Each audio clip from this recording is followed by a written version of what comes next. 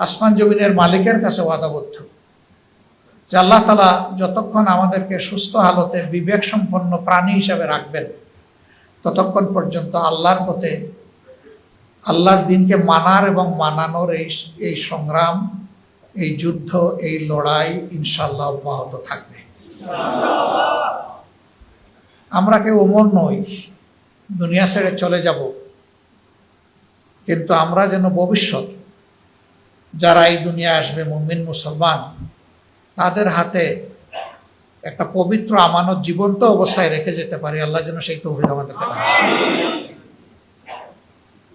এখন দুনিয়ার লড়াই হয় দুই ধরনের, একটা গতানুগতিক অস্ত্রের লড়াই আর একটা বুদ্ধিভিত্তিক লড়াই। বুদ্ধিভিত্তিক লড়াইয়ের একটা ধাপ হচ্ছে বুটের মাধ্যমে লড়াই, কিন্তু এটাও আমরা নির্দিষ্ট করে বলতে পারবো না যে বুটের মাধ্যমে লড়াইয়ের মাধ্যমেই ইসলাম কায়েম হবে নাকি আল্লাহ অন্য কোনো পন্থায় দেবেন। বাট রাসূল করিম সাল্লাল্লাহু আলাইহি ওয়াসাল্লামের উসুল হচ্ছে, সামনে যখন দুইটা জিনিস পথ চলার জন্য থাকবে, দুইটা বাহন অথবা দুইটা রাস্তা, তিনি বলছেন যে আমি অধিকতর সহজ যেটা সেটা কবুল করব। একটা হচ্ছে রক্তপাতের মাধ্যমে, আরেকটা হচ্ছে ব্যালটের মাধ্যমে। এখন আমরা বুলেটের মাধ্যমেও যেতে পারি, ব্যালটের মাধ্যমে যেতে পারি, কিন্তু দুই রাস্তা যখন খোলা থাকবে তখন আল্লাহ রসুল সাল্লাল্লাহু আলাইহি ওয়াসাল্লামের উসুল অনুযায়ী আপনাকে যেতে হবে ব্যালটের মাধ্যমে। এই জায়গায় আবার অনেকে একটু কনফিউজড হন, দ্বিধাগ্রস্ত হন যে ইসলামে গণতন্ত্র হালাল কিনা।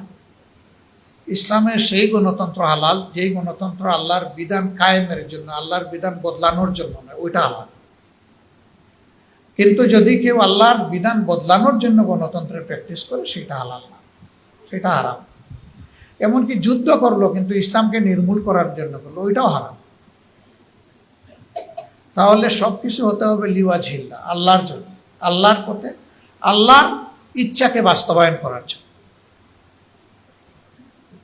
আমরা এটাকে যদি যুদ্ধ হিসাবে নেই, তাহলে সৈনিক হিসাবেই আমাদের নিজেকে তৈরি করতে হবে। প্রয়োজন হবে আমাদের যুবকদেরকে, তরুণদেরকে জাগিয়ে তোলা। আমি খুবই আশাবাদী যে যুবকরা ফেসিবাদের অক্টোপাস থেকে এই জাতিকে মুক্ত করার জন্য বুক চিতিয়ে লড়াই করেছে, ওই সময়টা অনেকেই কিন্তু নারায়ে তাকবীর আল্লাহু আকবার স্লোগান দিয়েছে, ইনকিলাব জিন্দাবাদ, এটা কিন্তু বুঝে শুনেই তখন বলেছে। পরবর্তী পর্যায়ে কিছু দাপ্পা বাপ মতলব বাস এটাকে হয়তো বা অন্যদিকে নেওয়ার চেষ্টা করেছে, কিন্তু ময়দানে কিন্তু ওইটাই তখন স্লোগান ছিল। এই যুবকদের, যুবতীদের অন্তরে ইমানের কিছু হলেও নূর আছে, এটাকে জাগায় তুলতে হবে। আমরা তো কার্যত তাদের জন্য লড়াই, বদলাবে ইনশাআল্লাহ। আল্লাহর জন্য আমাদেরকে কমিটেড হয়ে যেতে হবে, কোনো ব্যক্তিকে নেতা বানানোর জন্য নয়। জামাতে ইসলামী কিছু বাস্তব কমিটমেন্ট নিয়ে জনগণের সামনে আসবে, আশা করছি জনগণ এটাকে অভিনন্দন জানাবে ইনশাআল্লাহ। বড় কমিটমেন্ট, যে ধৈর্য আমাদের সহকর্মীরা দেখিয়েছেন 5 আগস্টের পর থেকে, যে দায়িত্ববোধের পরিচয় দিয়েছেন, এটি একটা নিদর্শন। এই সময় অনেক কিছু হয়ে যাওয়ার আশঙ্কা ছিল, আলহামদুলিল্লাহ আল্লাহর দেওয়া ধৈর্যের এই নিয়ামতের কারণে কিছুই হয়। আল্লাহ হেফাজত করেছেন এই জাতি ইনশাআল্লাহ। যেই সংগঠনকে তারা বলেছিল যে শেষ, এমনকি নিষিদ্ধও করেছিল, সেই সংগঠনকে আজকে আল্লাহ এই পর্যায়ে এনেছেন দিল বলে। ইনশাআল্লাহ তাআলা আজিম এই সংগঠনকে জাতির খেদমতের জন্য আল্লাহ কবুল করবেন ইনশাআল্লাহ। আসুন আমরা সবাই নিজেকে আল্লাহর কাছে পুরোপুরি শপথ করে দেই, যেভাবে শপথের শেষ অংশে এসে বলেছি, ইন্না সলাতি ওয়া নুসুকি ওয়া মাহইয়ায়া ওয়া মামাতি লিল্লাহি রাব্বিল আলামিন।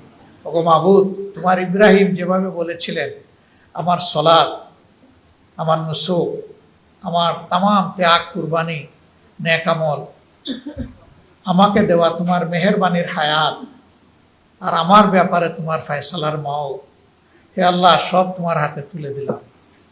শুধু এখন এইটুকুর আমানত বহাল রাখার এবং হেফাজত করার তৌফিক দান। আল্লাহ আমাকে এবং আমাদেরকে এই তৌফিক দান করুন ইনশাআল্লাহ। বাংলাদেশ বদলাবে, তার আগে ইনশাল্লাহ আমরা বদলে যাব। আল্লাহ আমাদেরকে তাওফিক দান করুন। আসসালামু আলাইকুম।